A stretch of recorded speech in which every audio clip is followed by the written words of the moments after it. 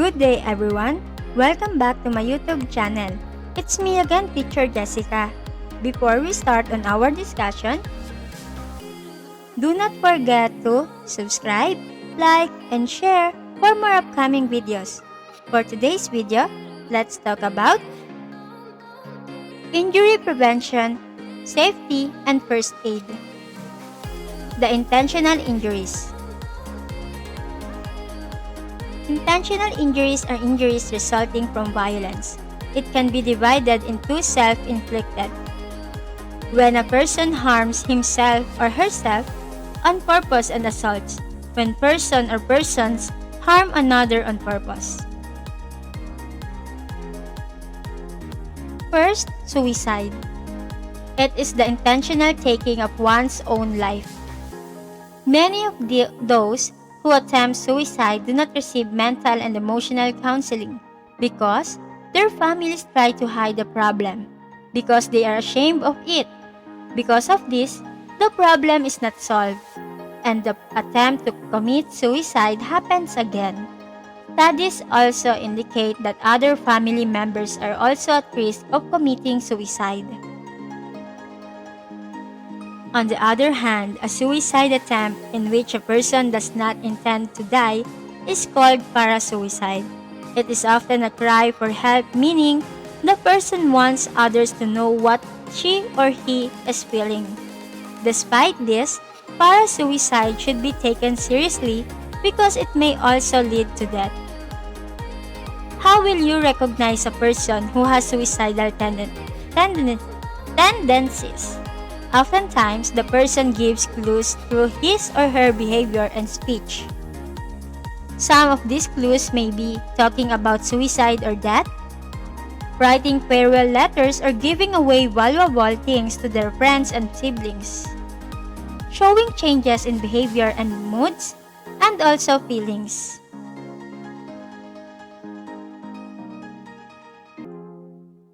Suicide and parasuicide are intentional injuries that are self-inflicted, while assault has four classifications.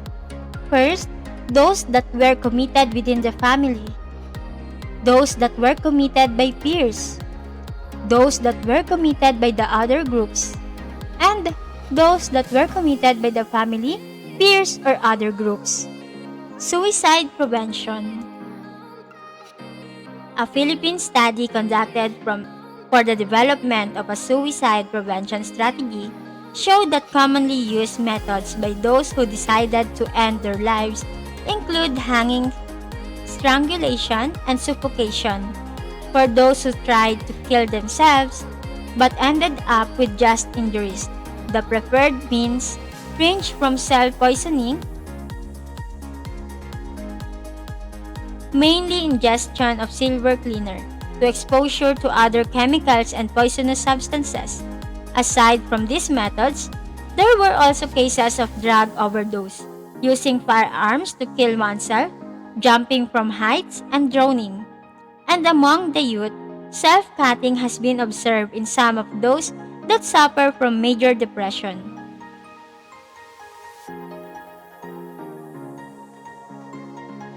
Within the family, domestic violence may happen.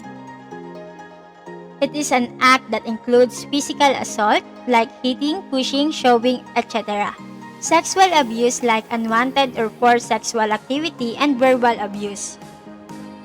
Domestic violence happens when one or more members of the family harms or abuse another family member.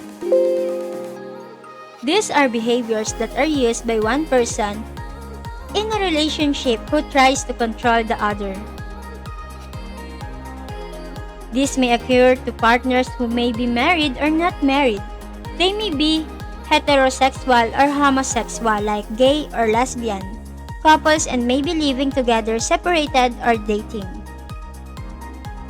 Domestic violence includes abuse and actions such as the following: name-calling or put-downs, keeping a partner from contacting his or her family or friends, withholding money, allowance, or denying financial support, stopping a partner from getting or keeping a job, actual or threatened physical harm, sexual assault, stalking, intimidation. Who are the possible victims of domestic violence? Anyone can be a victim or is at risk of it, especially if his or her partner is very jealous and or spies on him or her, will not let him or her break off the relationship, hurts him or her in any way, is violent or brags about hurting other people, puts him or her down or makes him or her feel bad, forces him or her to have sex or makes him or her afraid to say no to sex, abuses drugs or alcohol, pressures him or her to use drugs or alcohol, has a history of bad relationships and blames it on others. There are some children who experience domestic violence in their homes. Their parents may think that their children do not know about the violence, but most of the time, the children are aware of it. They can feel helpless, scared, and upset. Some of them blame themselves as they feel like the violence is their fault. Nevertheless, children in a violent home experience different problems as they grow up, and these problems do not go away on their own. They can be there even as the child gets older.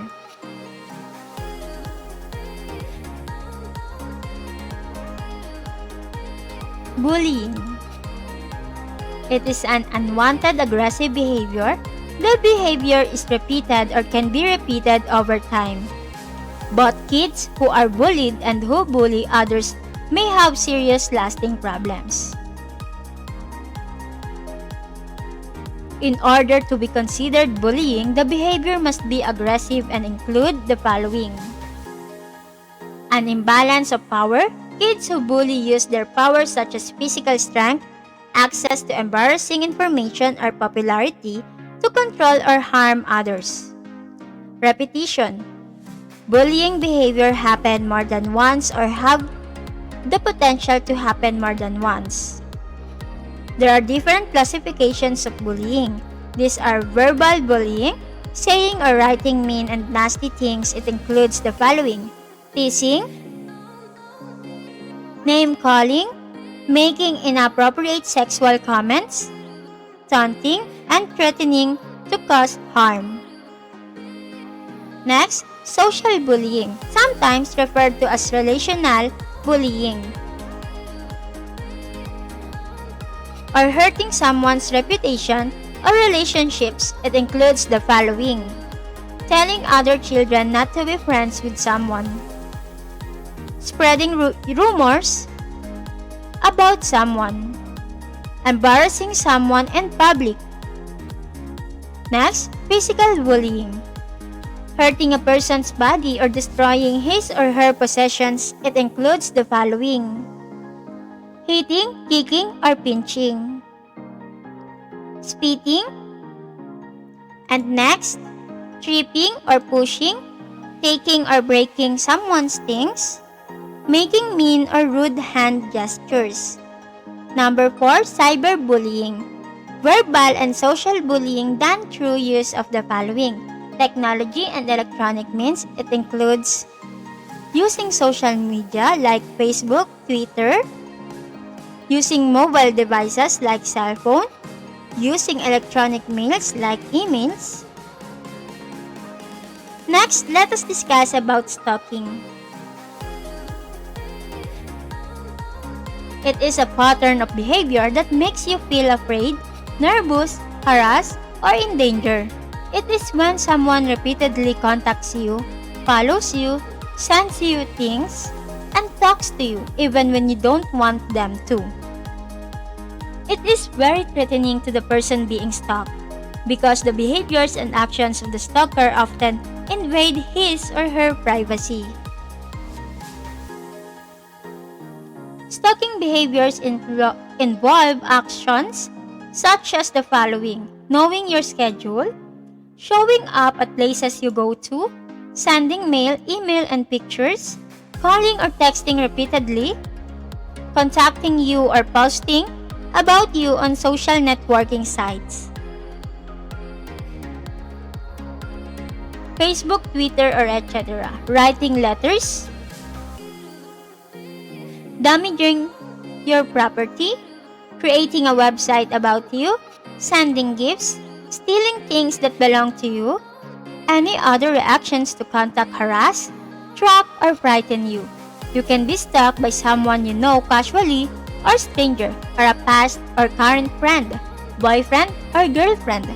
Getting notes and gifts at your home, in your locker, or other places might seem sweet and harmless to other people. But if you don't want the gifts, phone calls, messages, letters, or emails, it can be scary and frustrating. Sometimes, people stalk their boyfriends or girlfriends while they're dating. They check up on them, text or call them all the time and expect instant responses. Follow them and keep track of them even when they haven't made plans to be together. These stalking behaviors can be part of an abusive relationship. If this is happening to you or someone you know, there are people you can talk about it. Next, let us discuss extortion. Extortion is the act of using force or threats to force people to hand over their money or properties. On favors, extortion can happen outside or near schools wherein children are victimized to give up their allowances in exchange for the promise that they will not be beaten up. The act is different from robbery. In robbery, there is a very real and very immediate violence. In extortion, a person may only suffer from the fear of harm if he or she gives in to the demands of the one who extorts. Here are the learning activities in Health 9. Learning activity number 1. Learning activity number 2.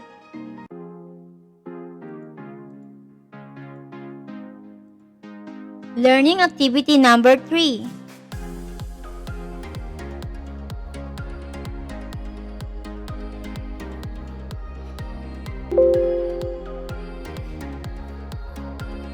Learning activity number 4. Before we end this discussion, I want to ask you a simple question, and kindly type your answer on the comment box below. What have you learned?